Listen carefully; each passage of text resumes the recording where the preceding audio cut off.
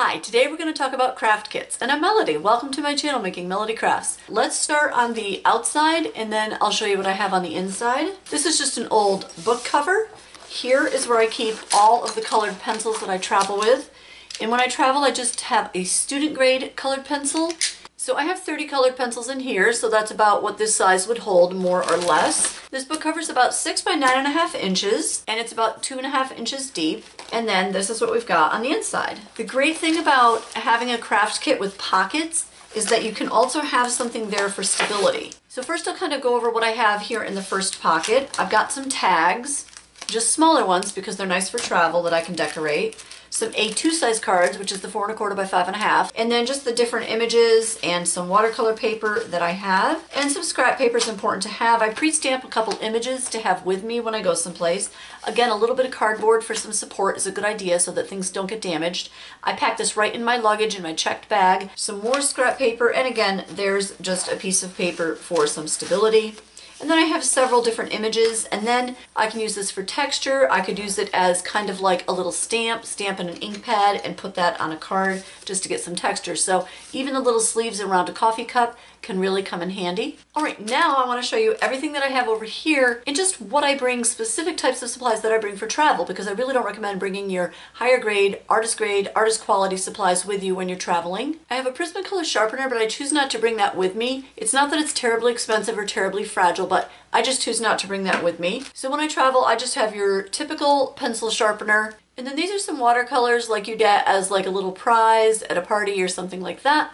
And yes, they're absolutely student grade. No, they're really not that great. You know, the great thing about that is when you're traveling, if it was lost or broke, it's not a devastating type of loss. That's what I recommend. That's the kind of stuff I would bring with me. You know, do what you want when you travel, but that's just how I feel about the things that I bring when I travel. If there's anything that I'd be crushed or heartbroken over if I were to lose it or it were to get damaged beyond repair, then I'd rather not bring that with me. That's just too much stress when I'm traveling. And then I just have a very simple eraser. Here we go. Now I'm going to get into embellishments that I have and why I choose to bring these specific things. That's what I limit myself to when I'm traveling for embellishments. If I have less choices, I just kind of do better. When I have too many choices, especially with travel, I don't have a lot of room to work, first of all, and then I may not have a lot of time. I don't have too much that's in its raw form. I want to have an embellishment that's mostly ready to go when I'm traveling. When I'm traveling, sometimes I just feel like, I don't know, more adventurous. I feel like I can take a little risk here or there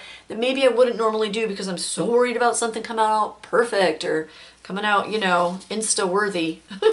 So my recommendation for what to bring with you when you're traveling would be something small. Limit your choices to give you actually more creativity within those boundaries, and then things that have some preparation already done. I also recommend always trying to bring whatever supplies that you have in something that will protect them just a little bit. So this is just one of those clear plastic sleeves that I have for my cards. Now let's talk about adhesives. So when I'm traveling, I may not exactly have, you know, I don't know, space in my luggage or the desire to have a bunch of liquid glues with me.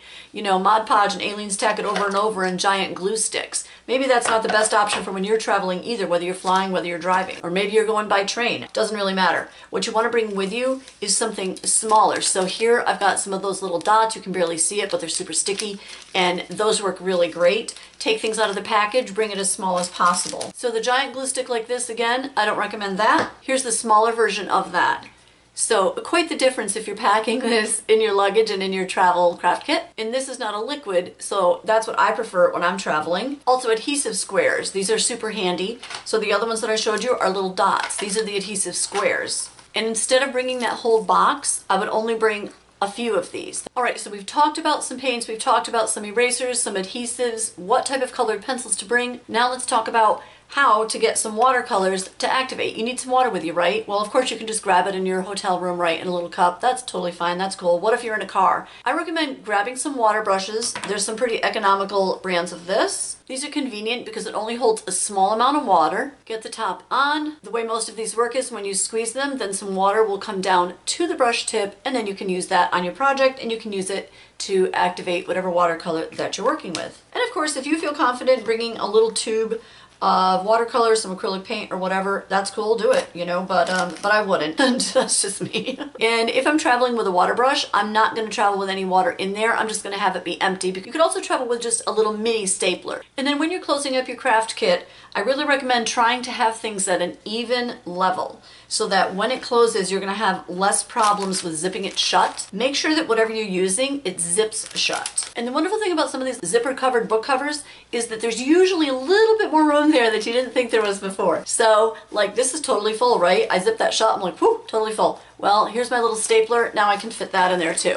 And last but not least, how about a pair of scissors? That would be really handy to have with you for paper. And that's very small, just fits in the palm of my hand. If I traveled with a pair of scissors, I would absolutely bring the little sheath that comes with most scissors, or I'd even make one just out of cardboard. That's easy peasy. Okay, let's talk about some blending. If you're on a trip, you might not want to have an entire bottle full of glycerin or something else for blending, right? So one thing that you can use for blending is some lotion. Most lotion has glycerin in it, and that'll work pretty well for blending. Depending on the medium that you're working with, you could also use some hand sanitizer for blending. And little bottles like this are pretty handy to fit in any kind of a travel thing, so I'm going to go ahead and slip the scissors in here just so that you can see we really can fit all of this in here. It is totally possible.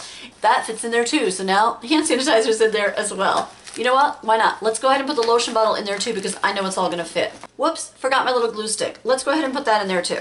That side's getting a little full, but I know there's a little room at the other corner. So many things that you can pack into a small space and still have some creative time when you're traveling. I also recommend a handle. That's just so much easier. I don't know if you use the cubes for traveling or when you're packing, but it does make it really handy that I can just grab this out of my suitcase. It's also small, and then I put that on the desk at a hotel and I'm ready to go. I can make a little something. If you've enjoyed this video and had some fun or learned something, please subscribe, and I'll catch you later.